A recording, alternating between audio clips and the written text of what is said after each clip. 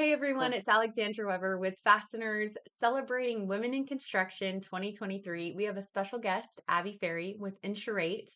And Abby, can you walk us through your role, the company you're with, and kind of like a day in the life of what you do?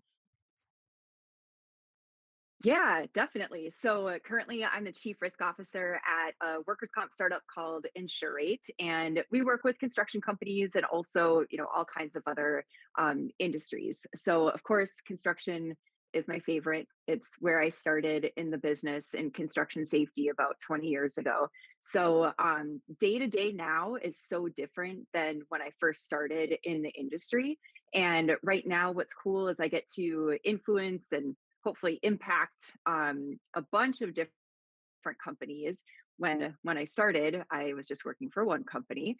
The cool part about being in insurance and risk control and risk management is that I get to help safety professionals, human resources professionals, supervisors, foremen, people at all levels of the organizations that we serve. I get to help them with just what do they need. Like every day is different.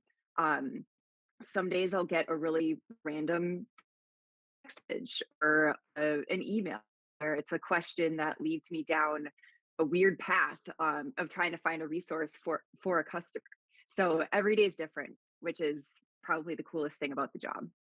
Wow, that's awesome. And 20 years in the industry, oh my word.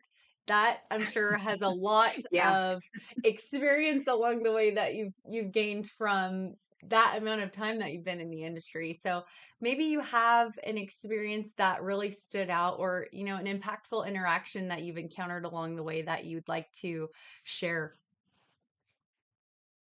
Yeah, I mean, to be cheesy, but a lot of stuff that I learned in safety was by accident.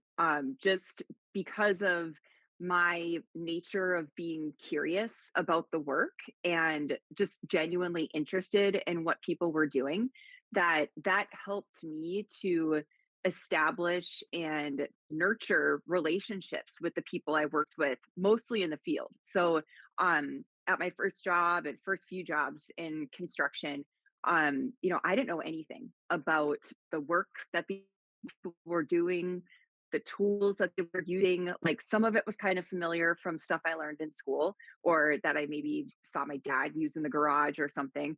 But overall, I literally would walk up to the workers and say, "Hey, what are you doing? Can you take like a few minutes and explain to me what you're doing right now and maybe how it relates to the rest of the project?" And so I found that those interactions were really key to me understanding, obviously what the workers were doing, and then going back to the office and getting the safety angle to that. Like, were they doing things right? And if not, then I would be able to, excuse me, be able to go follow up with them later and say, well, here's what I learned. And maybe here's, a lot of times it was like sample PPE that if the workers were, using a specific safety glasses or gloves and I would find out that that really wasn't the most appropriate thing for them to use. I could come back to them with a sample and they could try something out. And so I I accidentally learned all these things about just being genuinely curious, approaching people and asking a question instead of like dictating something to them, Mhm. and also growing those relationships for that two-way communication. I didn't know at the time that just how I was naturally approaching the career and literally the day to day that was going to impact me down the road and help me to teach others how to do those things more naturally too. Wow, that's a great way to look at it because then it makes your interactions with others, more meaningful. Yes, definitely. And like right now, I'm doing a lot of training for supervisors and safety professionals and even some non-safety professionals just about how to communicate better because a lot of safety is just communication. Mhm. Sometimes workers don't feel that they can openly communicate with a safety professional or with an operations professional to get them the right gear that they need or support for buying a specific tool that they need to do their job more safely.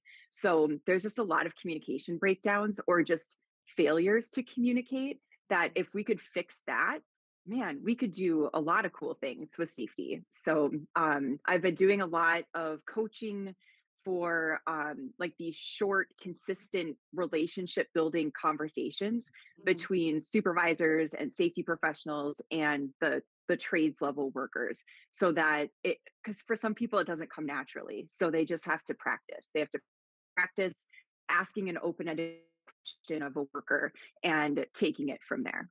Yeah, communication is key. It's very important. Well, Yes. thank you so much for sharing all of the wonderful experience that you've had within the industry and giving us, a day in the life of what it looks like to do what you do.